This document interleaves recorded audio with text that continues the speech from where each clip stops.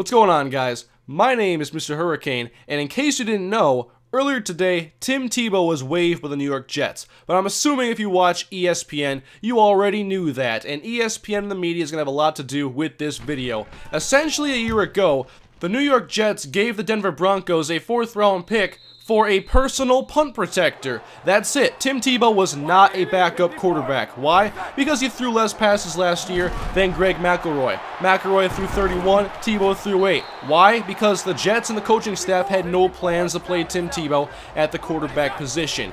And the story of Tim Tebow is one of the most weird stories I've ever seen in my time of watching the NFL, as Raheem Moore misses his catch. Realism strikes sometimes in Madden. But anyway, Tim Tebow, the last time he was a starter, he lost the divisional round of the playoffs. The whole thing with Tebow is that he's not a typical quarterback. He's very unorthodox. He is not very accurate. He's not what most coaches and personnel guys want in their franchise quarterbacks of the future. And I'm okay with that personally, although I'd like to see Tim Tebow have the opportunity to succeed or fail before you completely write him off as a quarterback. But that's just because I think that he had success in the past. And yes, Denver's defense was good.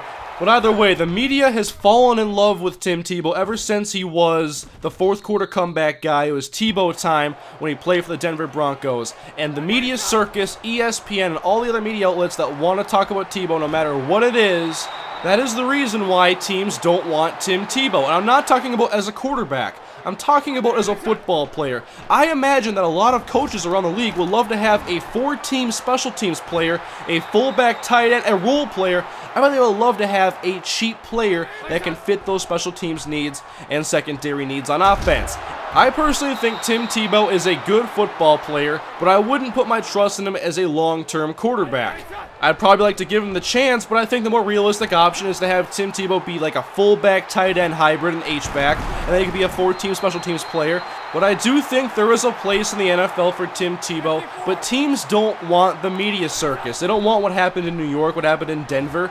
Teams just don't want that.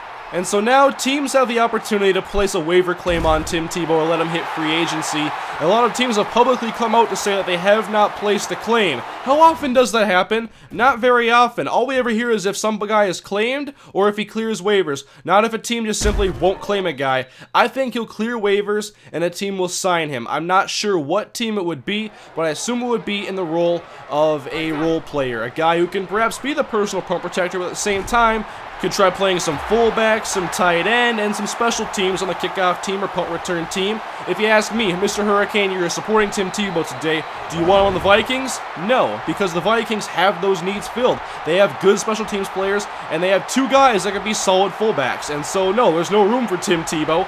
But I do think another team will have room and will sign Tim Tebow. I have no idea who that team may be now.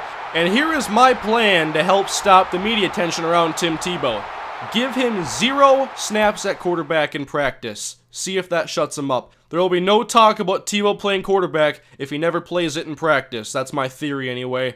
Anyway, guys, let me know what you think of Tim Tebow. Where should he end up? Do you want your team to sign him? Thanks for watching, guys. I'll see you later.